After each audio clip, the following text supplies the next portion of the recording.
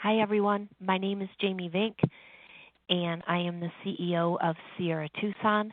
And today we are here to talk about suicide, addiction, and depression, a very complicated topic. This is brought to you by Psychiatry and Behavioral Health Learning Network and is sponsored by Sierra Tucson. There will be an opportunity to submit a question on the bottom left of your screen at any point during the presentation. All questions will be answered during the last 10 minutes of the program. You can find a PDF of the presentation and additional resources under the headshot image located on the left of your screen. For assistance, please email Melissa Pangaro at the email indicated on the screen. To receive credit, you must watch the entire program all the way through the Q&A section at the end of the presentation. Do not leave the console. Please continue to stay on the platform, and you will be automatically redirected to an evaluation landing page. If this is your first time attending a webinar in 2020, you'll need to create an NACCME account when you are first directed to the landing page. For all subsequent webinars you attend, you will already have an account and will just need to log in. After completion of the evaluation, you will be able to download or print your certificate. NADAC credit is only offered for the live broadcast. Let's begin. We are in the midst of a national suicide crisis. As behavioral health professionals and human beings, we need to be able to speak freely and openly and about suicide, therefore reducing the stigma around it through compassionate education and support. Suicide does not discriminate. It impacts lives and families across every race, creed, and socioeconomic status.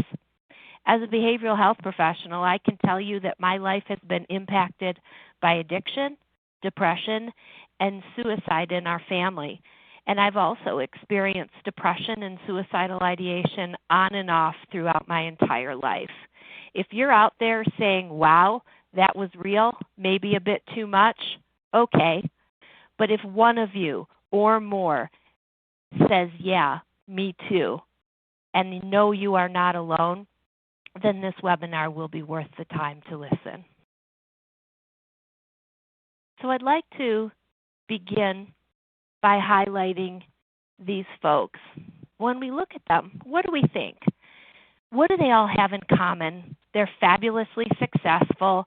People would think they have it all. And they've all struggled with addiction and were in various stages of recovery and relapse. Today we're going to look at similarities, differences, and tragedies of these untimely losses. We're also going to explore the very complicated relationship between addiction, depression, and suicide, and what we can do to provide support and training. The rise of suicide turns a very dark mirror on modern society. Its racing, fractured cultures, its mental health system, and the desperation of so many souls that are hidden behind the waves of smiling social media photos and cute emojis. It's not to mention that the pressure that we have to always have this insta-fabulous life. Some experts fear that suicide is simply becoming more acceptable. It's hard to test, but there's a cultural script that may be developing, especially among our young adults, that it's okay, that it's just part of life. So suicide is truly a global phenomenon. 800,000 people die annually by suicide. In the United States, 47,000 per year die by suicide. It's the 10th leading cause of death in the U.S., and on average, there's 123 suicides a day, according to a 2016 study conducted by the Centers of Disease Control. Suicide was the second leading cause of death for people 10 to 24 and is the fourth leading cause of death ages 35 to 54. Between 1999 and 2010, the highest increases for suicide were men in their 50s, with a nearly 50% increase with women ages 60 to 64. The other thing that's important to note is with the rises in suicide completions, 250,000 people become suicide survivors annually, creating their own trauma, depression, and very complicated grief. So what's so complicated about the interaction between suicide and substance use? So what we know to be true is that if someone has a drug or alcohol problem, they are much more likely to have suicidal thoughts, to make non-fatal suicide attempts, and also to die by suicide. It's difficult to determine exactly how often substance use contributes to suicide. There is an estimate that 63% of all suicide descendants, or people that die by suicide, decedents, were affected by alcohol or other drugs, according to a 2009 analysis published in the Archives of Suicide Research. Alcohol and other drugs don't necessarily cause suicidal thoughts, and people who die by suicide are not always under the influence. I'm going to say that again. Alcohol and other drugs don't necessarily cause suicidal thoughts, and people who die by suicide are not always under the influence. However, each factor can contribute to the other and result in devastating consequences. We're going to be looking more closely at the role of most common substances in suicidal behavior and how this manifests in our treatment world today. Substance use disorder is one of the main factors for suicide completion, along with psychiatric illness, previous attempts, interpersonal stressors, relationship disruptions, and a history of sexual abuse. The slide that we have that's currently on the screen looks at substance abuse, suicide, and depression, and all of the risk factors, and you will see that it is every risk factor applies to every category: substance abuse, suicide, and depression. So what are some of the other factors? Individuals who attempt and die by suicide have higher ratings of personality traits such as aggression and impulsivity compared to non-attempters. Research shows us that depressed folks with alcoholism had higher suicidal ideation, lifetime aggression, and impulsivity scores than non-alcoholic depressed patients. For most people with a substance use disorder, a suicidal crisis can come on quite suddenly. A substantial number of suicide attempts were most likely impulsive. The attempts often don't have more than 15 minutes of planning before someone attempted to end their life. Those who survive these attempts report being extremely relieved and grateful. Alcohol, cocaine, and opioid-dependent suicide attempters show higher ratings of personality traits such as introversion and neuroticism compared to substance use disorder who did not attempt suicide.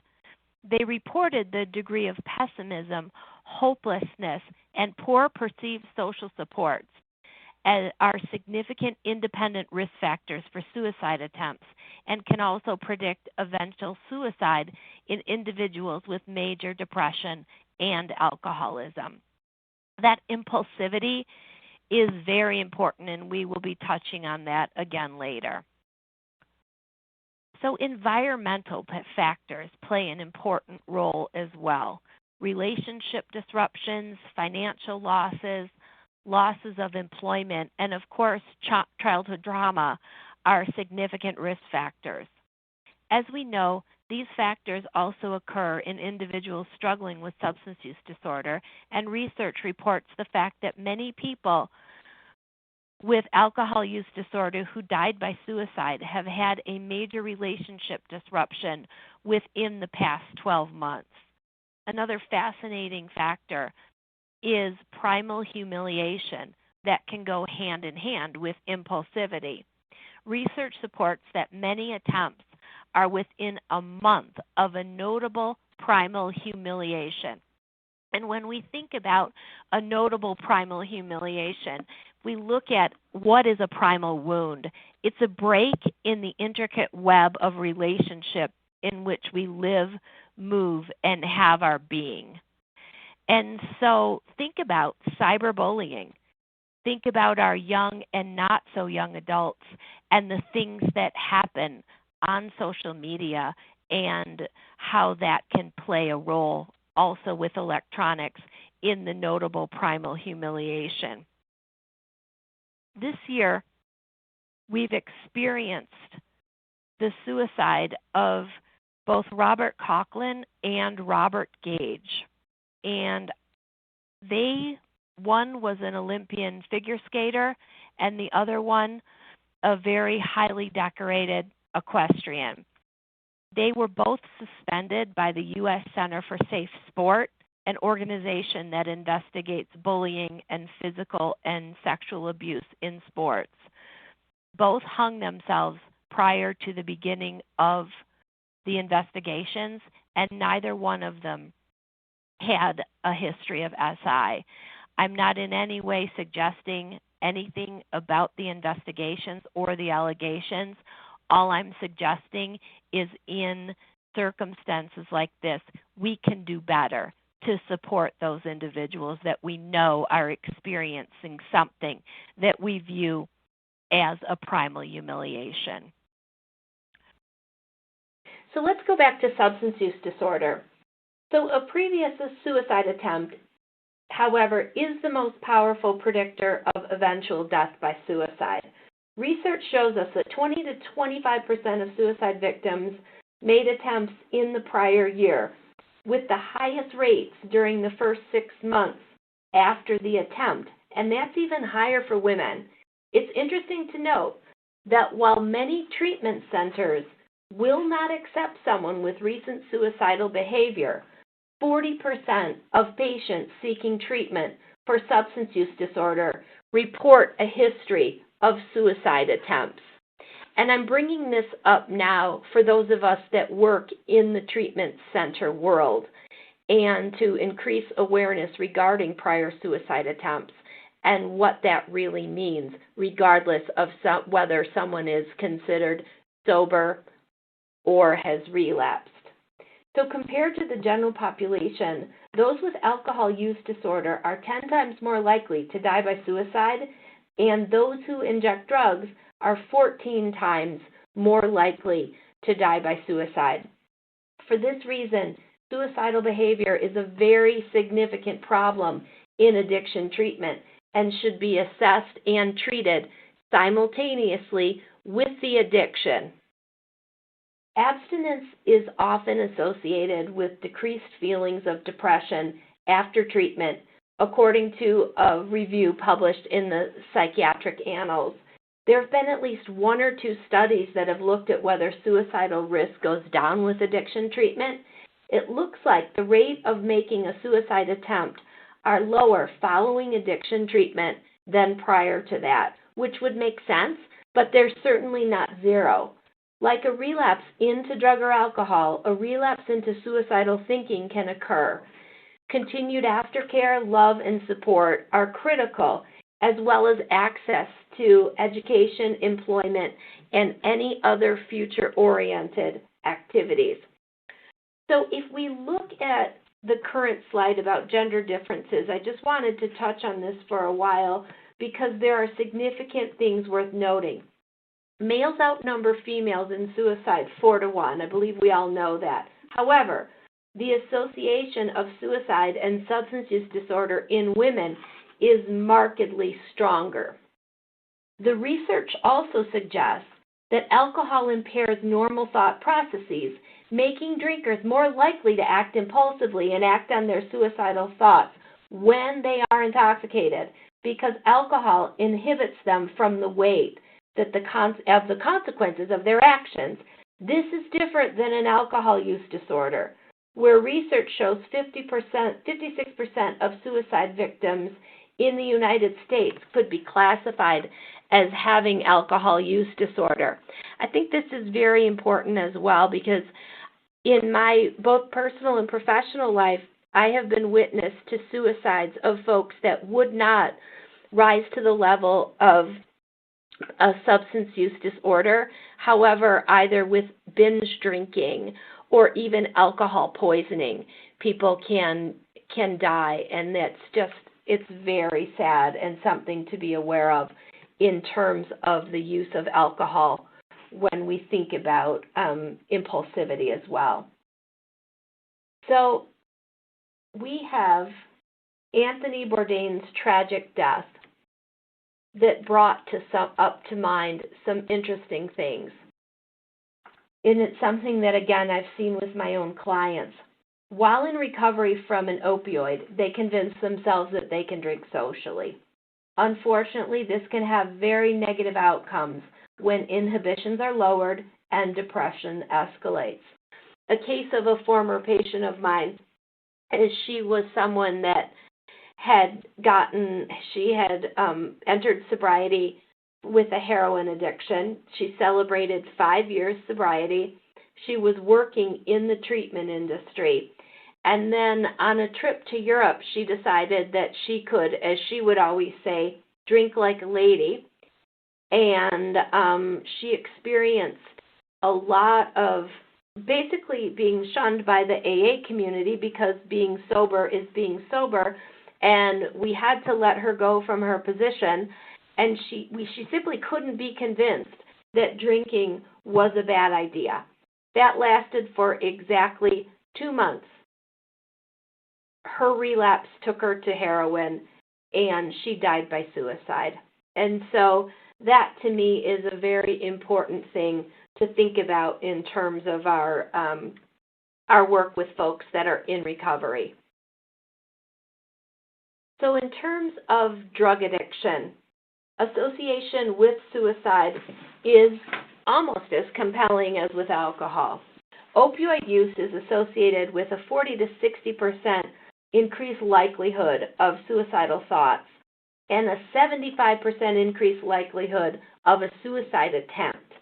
Some studies will suggest that opioids and injection drug users are 13 more times as likely to die by suicide. Research shows that an opioid user that attempts suicide are typically female, younger, and with a significant family history of suicide and trauma, as those compared with opioid dependence and no suicide attempts. Studies also show that 43.5% of abstinent cocaine-dependent subjects had attempted suicide, and once again, younger females with childhood trauma and a family history of suicide. Polysubstance abuse users, again, had the highest frequency of suicide attempts. Chris Cannell was in recovery and was prescribed benzodiazepines for a shoulder injury. The pills changed him. He was an addict. Soon he was taking 20 pills. Right before he died, he was taking 33 per day and called a friend to say that he had relapsed. So co-occurring mental illnesses. Studies show that those with major depressive disorder and alcohol use disorder were younger at first hospitalization, initial depressive episode, and first suicide attempt compared to those with major depressive disorder alone. Depressed alcoholics reported more previous episodes of a mood disorder as well as more suicide attempts and recent adverse life events. This comorbidity also increases with age. Depression and other mood problems are common side effects of several substances of abuse, and withdrawal from many substances can worsen the symptoms of a mood disorder. Some people develop suicidal thoughts during early recovery from addiction because they're going through withdrawal and their brain is relearning to function normally.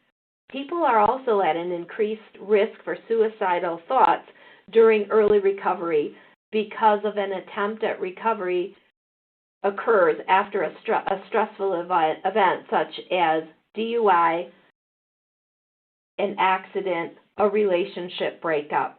The guilt and shame may cause more suicidal thoughts than the depression alone. Many people who have mood-related problems don't think about or engage in suicidal behavior. It's thought that the other constructs, such as hopelessness, the feelings of isolation, or sense of self-loathing, have a stronger relation to the suicidal thinking. These types of feelings are often exacerbated by drugs and alcohol.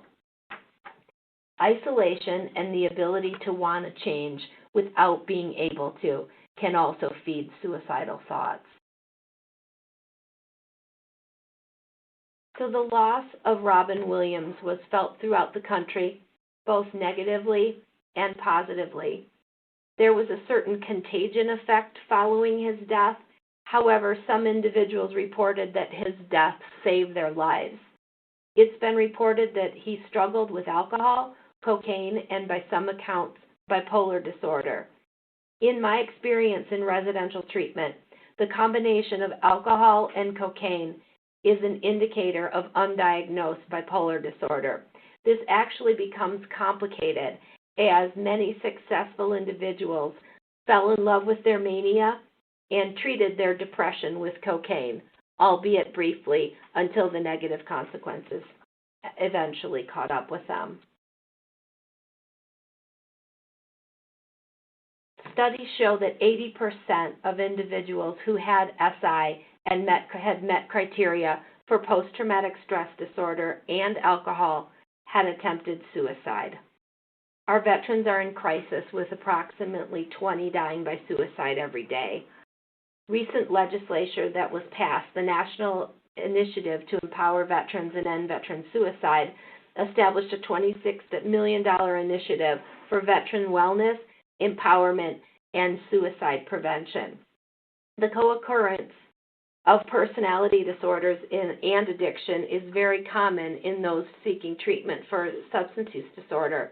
Studies show that those with personality disorder, specifically antisocial and borderline personality, and alcohol use disorder, had higher rates of suicide attempts than those without. The association of borderline personality and suicide is obviously well known. Adding in a substance use disorder creates an even elevated risk for suicide. This takes us back to untreated trauma, childhood abuse that manifests with symptoms of borderline personality disorder. Chester Bennington was extremely vocal about his abusive childhood, his struggle with depression, anxiety, as well as his substance use disorder. In 2018, I was introduced to the work of Dr. Thomas Joyner. His book, Why People Die by Suicide, I found extremely compelling. We invited him to Arizona for 2 trainings of professionals, and I really wanted to share some of the insights that I gained from his work. His research identifies 5 main factors as to why people die by suicide. Those factors include a lack of belongingness, feeling of being a burden, impulsivity, there it is again, child abuse, lethal self-injury, and genetics. These factors are incorporated into our admissions assessments at Sierra Tucson for just to glean additional screening information. So as human beings, we have the need to belong and connect with others. It's part of our basic wiring. We're tribal by nature, and it's early human survival dependent on community. The need for affiliation or to establish and maintain healthy relationships is a very important need for people. In Dr. Joyner's research, he writes that there's 2 components of a fully satisfied need to belong. 1, interactions with others, and 2, the feeling of being cared about. To meet those needs, the interactions must be frequent and positive, and the need to feel effective with or to influence others as a participating member within a family system or community is another very important part of human needs. With higher rates of suicide in older people, this would fit in Joyner's theory, as often older people feel that they may have become a burden to their families. They've lost connections with others and have acquired the ability over time, with difficult life experiences, to enact lethal self-injury. In the U.S., older white male are the most vulnerable to suicide risk. Men will often form close relationships in childhood and early and late adolescence, but may not be as effective at maintaining those connections or forming new ones as they age. This perceived burdensomeness is often how people contemplating suicide see themselves, and that this state is permanent and death is the solution. Any perception, mistaken or not, can influence behavior. Many suicide notes contain the content that the loved ones will be better off without them. There are multiple studies with results showing that perceived burdensomeness has a significant predictor of lethality, where hopelessness and generalized pain were not. Dr. Joyner writes that those who die by suicide and experience isolation and withdrawal before their death is among the clearest in all the literature on suicide. And then we will borrow from another tragedy that occurred recently, Kate Spade. She struggled with isolation, loneliness, and reporting not feeling part of her world. So something else that I brought up in terms of one of the factors out of Joyner's research, and this one was a newer one to me, was lethal self-injury. So self-preservation is the most basic instinct for a human being, and if we habituate to difficult experiences, we can eventually learn to override that instinct. Suicidal people may have lost the danger signals that can accompany self-injury, possibly due from overexposure to life-threatening or dangerous experiences. This also is true for combat veterans. Experiences that include provocation or danger can contribute to the ability of an individual to reduce their fear of self-injury, reduce their fear of feeling pain, and may build knowledge through these experiences that facilitate their ability to inflict self-injury. When self-injury and other dangerous experiences become unthreatening or mundane, when people work up to the act of dying by suicide and getting used to the threat of danger, that's when we have the greatest cause for concerns. There are certain genetic impacts, and serotonin is the most important neurobiological factor in suicide. It's key in regard to our mood, our sleep, our appetite, and is part of our bigger system, including genes that recycle serotonin back up into the neurons after it's released into the synapse and receptor. So what does this all mean? When we become dysregulated, the serotonin system is dysregulated. It can impact our mood, our sleep, and our appetite. And something that we all know is that sleep is imperative to positive functioning and our mood. Another system that can develop dysregulation in its role in the body is that stress reaction system. If our system experiences stress lasting longer than a few minutes, it stimulates the chain reaction of hormonal releases, with the final being the hormone cortisol. When this sequence works well, it prepares the body for fight or flight response. However, if the stress is chronic and severe, the cortisol is always circulating, and it impairs the person's ability to respond to stress in a healthy manner. Again, as we talk about impulsivity, it comes up again in the Joyner research as a strong indication that impulsivity plays a significant role. Many suicides appear to have been spur-of-the-moment acts, and often reports of suicide say that this was the call. How is impulsivity involved? We know that impulsive people drink more, are injured in accidents more than others. Impulsivity leads to dangerous and provocative experiences which can then lead to the ability going back to the enacting lethal self-injury. Impulsivity can facilitate experience that allow people to habituate to the pain or provocative experiences, which then allows for an individual to become immune to the fear and accustomed to planning their own death. I think it's interesting that on the slide I've put the primal humiliation again, because that's the sort of thing where the primal humiliation can be tied to a behavior that was impulsive, and also the decision to end one's life due to the primal humiliation can be due to impulsivity. So I really see impulsivity as a thread that runs through the things that we are discussing: suicide, addiction, and depression. At this point, I'd like to talk a bit about child abuse. Studies show us that childhood abuse and maltreatment indicated significant risk in suicidality in both adolescence and adulthood.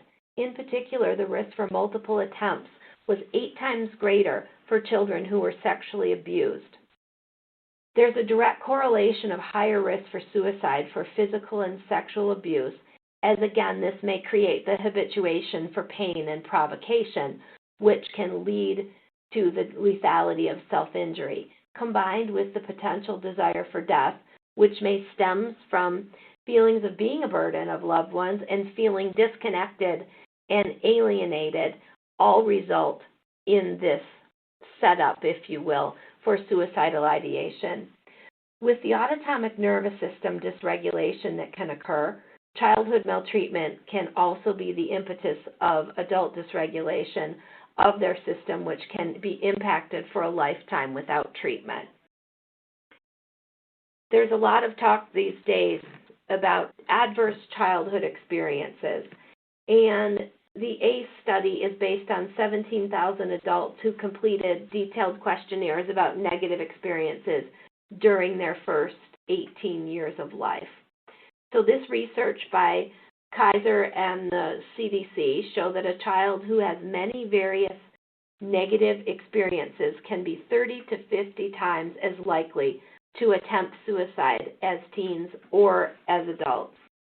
The more categories a participant had experienced, the higher their ACE scores.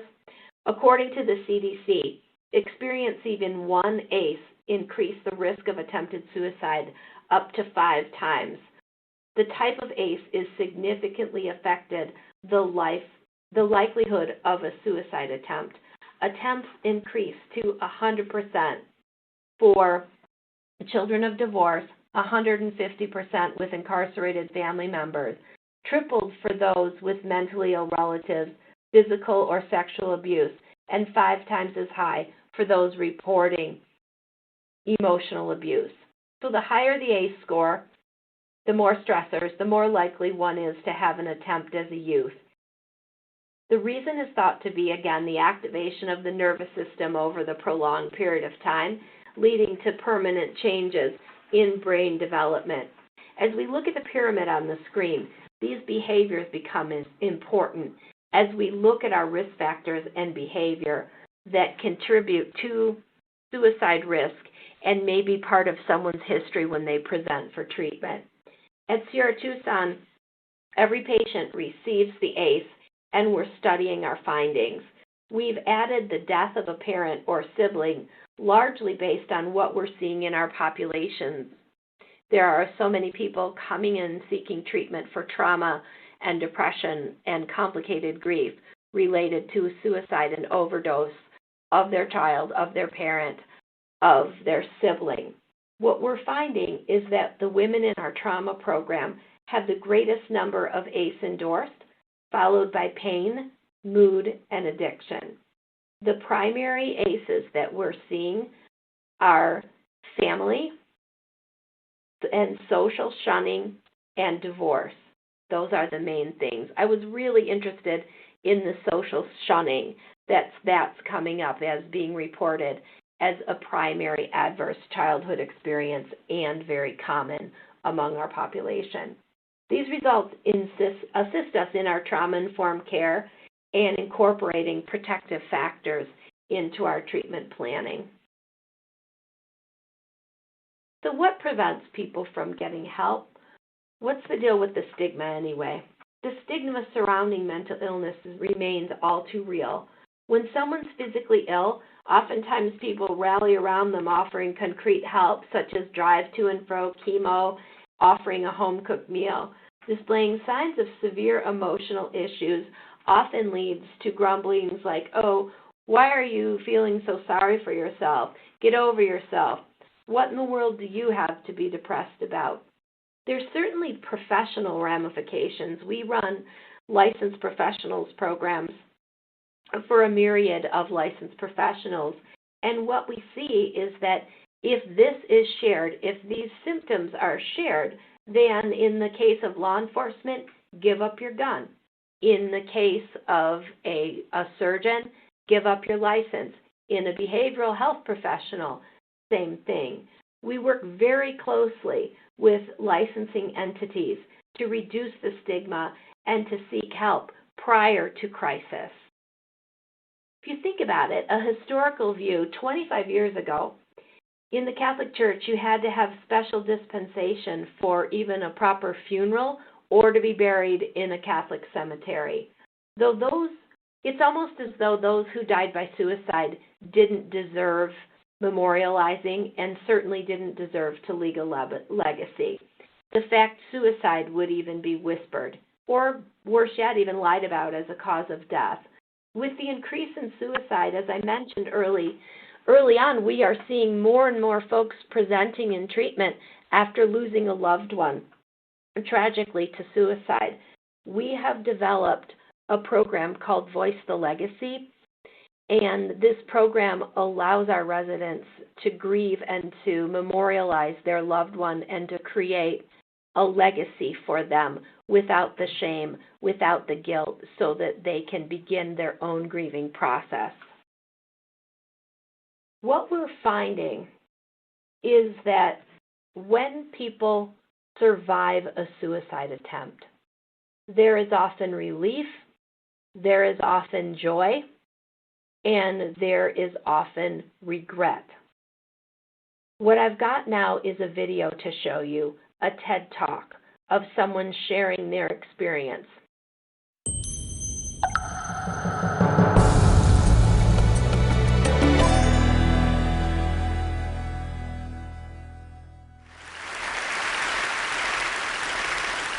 From all outward appearances, John had everything going for him. He had just signed the contract to sell his New York apartment at a 6-figure profit, and he'd only owned it for 5 years. The school where he graduated from with his master's had just offered him a teaching appointment, which meant not only a salary, but benefits for the first time in ages. And yet, despite everything going really well for John, he was struggling, fighting addiction and a gripping depression.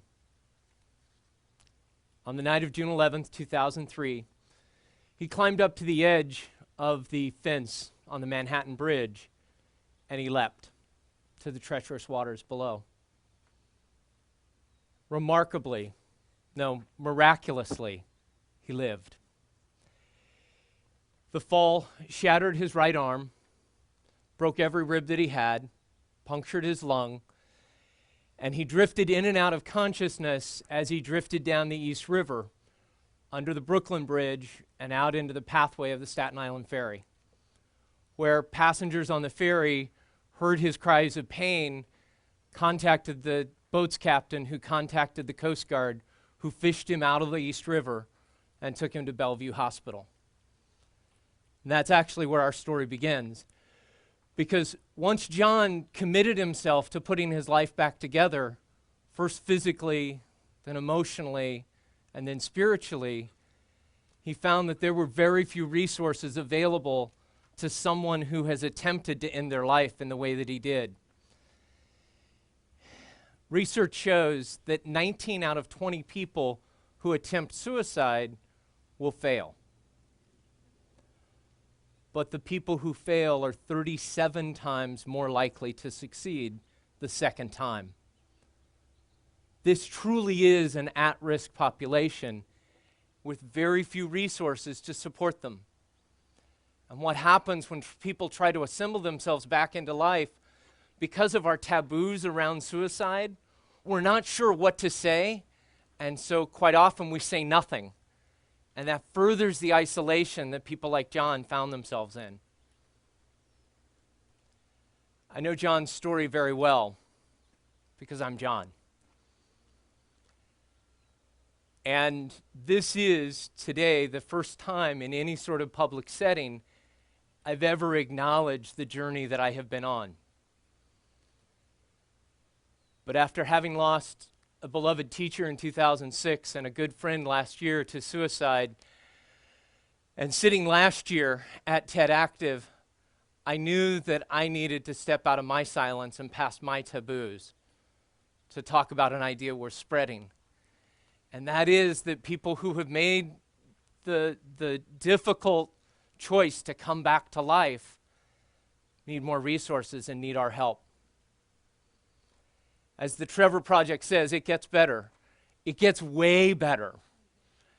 And I'm choosing to come out of a totally different kind of closet today to encourage you, to urge you that if you are someone who has contemplated or attempted suicide, or you know somebody who has, talk about it. Get help. It's a conversation worth having and an idea worth spreading. Thank you.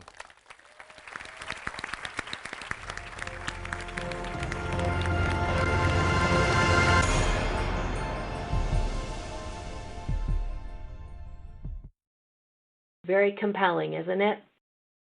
To me, that is just the motivation that drives me on to continue to help and to support before we get to the crisis and to understand exactly how these complicated things interact with one another. So there are certain protective factors that we employ in treatment, and those are resilience, optimism, employment, family support, again, allowing us to belong, allowing us to connect. A supportive spouse is helpful, children, and some sort of religious or spiritual belief, that purpose that attaches us to the meaning and a reason that we are here and continues to allow us to go on. So the therapies, again, incorporate these protective factors and certainly the social determinants upon treatment completion. So what does the treatment look like? There are many effective treatment strategies to prevent suicide attempts in addiction patients and in folks without substance use disorder. The Center for Substance Abuse has a best practice guideline, the Treatment Improvement or TIP series. Most importantly, we must be prepared to assess for suicidal history thoughts, plans, and means to execute. Simply put, the greater the risk factors, the more likely that a suicide will occur. In the case of a substance abuse disorder patient, accidental overdose is a more common cause of death than suicide. It's often unclear whether SI played a part in these deaths, and if we are assessing suicide properly and regularly prior to the overdose, providers and family will have a much clearer perspective of these unfortunate outcomes and be able to spring into prevention. There have been at least 1 or 2 studies that have looked at whether suicidal risk goes down with addiction treatment. It looks like the rate of making suicide attempts are lower following addiction treatment than prior to that. However, they are certainly not zero. Like a relapse into drug or alcohol, relapses into suicidal thinking can occur. Continued aftercare, love, and support are critical, as well as employing of the protective factors, belonging and connecting. So what can we do? We can create places to belong in every space that we inhabit. Reach out, show some compassion, show some support. You never know. You might just say something that saves someone's life. Thank you very much for being here today. I've included some resources, and I look forward to your questions. So the first question that I have is is there a contagion effect to suicide? And I believe the answer to that is yes, that people will model behaviors that they see, especially if they see it as a solution to a problem that they have. Yes, it absolutely has a contagion effect.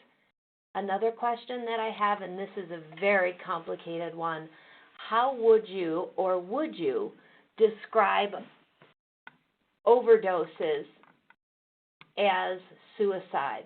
So the way that I look at that is an overdose can be either an accidental overdose or it can be intentional. So obviously we look at what the individual leaves behind in terms of, if they leave a letter, if they're taking care of their affairs, that is obviously, a sign that it was a suicide attempt. In terms of an overdose itself, however, what we often see are people who have been in a period of relapse and their tolerance isn't what it was, and they go back, they use the same amount that they had previously used, and there is a tragic overdose. So again, those are extremely difficult questions, and they're also very painful for the family members to tease out what was going on in someone's life. From the ACE understanding, one might expect high incidence of suicide by children of veterans. Has this been studied? That is a really good question, and no, to my knowledge, that has not been studied. I think we need to look at what are the behavioral manifestations that we attribute to a veteran and kind of zero in on it that way. But again, I think we're really just getting started with that ACE, and we're going to see it expanded and utilized in a number of ways because it's so fabulous. How do we help individuals manage primal humiliation? And I'm so glad you asked that. I believe that what we do, because the ones that I utilized in the presentation were primal humiliation that were really linked to an organization. And I believe that in organizations, if there is some sort of primal humiliation that is a logical consequence of an action that we're taking, then it's incumbent upon that organization to understand this and to provide support to the individual. Support can be a variety of things. It can be family. It can be referral to a clinician. It can be a number of things, and that's what I believe is the key there. When we're talking about primal humiliation due to something on social media, that one is more difficult to predict. However, again, that support and the understanding and really that belonging, being connected to the individual, because I believe the more we isolate, the more time that we may spend on social media, the more that we may be setting ourselves up for that sort of thing. I'm getting a lot of questions on children and young adults, adolescents, and Sierra Tucson begins treating at age 18, so we don't treat adolescents under the age of 18. If people are looking for resources, please get a hold of me and I can make referrals. And the statistics that I am using in this presentation, other than the one that specifically states the cause of death for the under 18 population, that is, everything else pertains to adults. Why is substance abuse treatment useful for a person with suicidal ideation? Substance abuse treatment is useful because the substance abuse becomes a coping strategy to deal with the depression or the trauma or whatever it is that is fueling the suicidal ideation. And so if someone is abusing substance, it's very important to treat them simultaneously and to get the substance use disorder, that maladaptive coping strategy, under control and in order and to understand it. Because oftentimes, and there's a couple questions that I'm getting on this, is about attempts that are made under the influence. And those are every bit as dangerous as attempts that are made while not under the influence. So yes, they need to be taken seriously. And in my opinion, if we get the substance use disorder under control, then that's one complicating factor that we can take out of the equation. Are there any studies of suicide for people with SUD in prison? None that I am aware of. What screening tool do you use for SI? We have used a couple different ones. I like the Beck's Hopelessness Scale. I like the Beck's Suicide Scale and the Columbia Suicide Assessment as well. Those are all fabulous. Can a person with substance use disorder also be diagnosed with both major depressive disorder and bipolar disorder? If yes, would this increase the potential for suicide attempts? According to the literature, the answer is yes, it can. What is the best therapeutic model used to counsel a spouse of a suicide victim? And so we've started a program called Voice of Legacy, and it's to work with family members who have lost a loved one to suicide. And there's two different schools of thought. Shortly after the suicide completion, what we do is work on the trauma. So a trauma treatment would be appropriate, and then after that to work on the complicated grief associated with a suicide attempt. So in terms of therapeutic model, I would say in the beginning stages, somatic experiencing, EMDR, and then later on when we're working on the grief, perhaps revisioning or CBT are good for that. Are the personality risk factors stated for suicide valid for children, young adults, and teens? Yes. Is suicide and depression hereditary? There are so many different schools of thought on that. I think the thing to really be aware of is that in terms of a risk factor, when someone in one's immediate family dies by suicide, there's research that indicates that that increases the survivor's likelihood to die by suicide by 60%. So in that way, there is certainly a hereditary component to it. Is there data on how many people with autism or intellectual or developmental disabilities might differ from others in their treatment factors? I have not seen any research on that, and it's a really good question. Do we have any statistics related to the correlation between suicide and gambling addiction? I do not.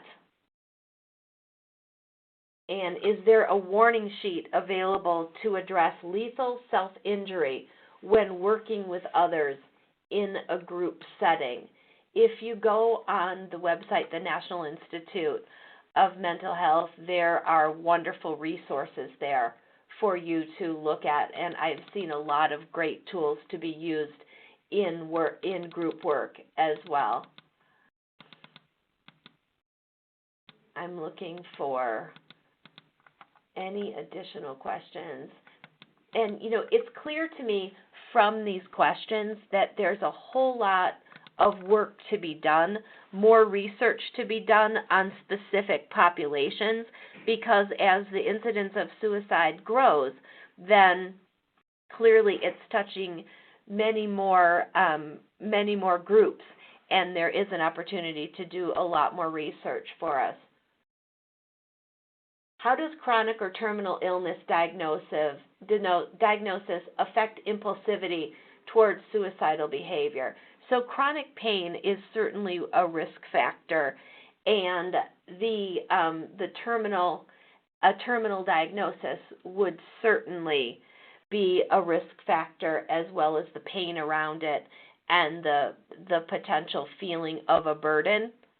And so in terms of the impulsivity around that, I have not seen any research to support that the impulsivity is a trigger when diagnosed with a chronic or terminal illness.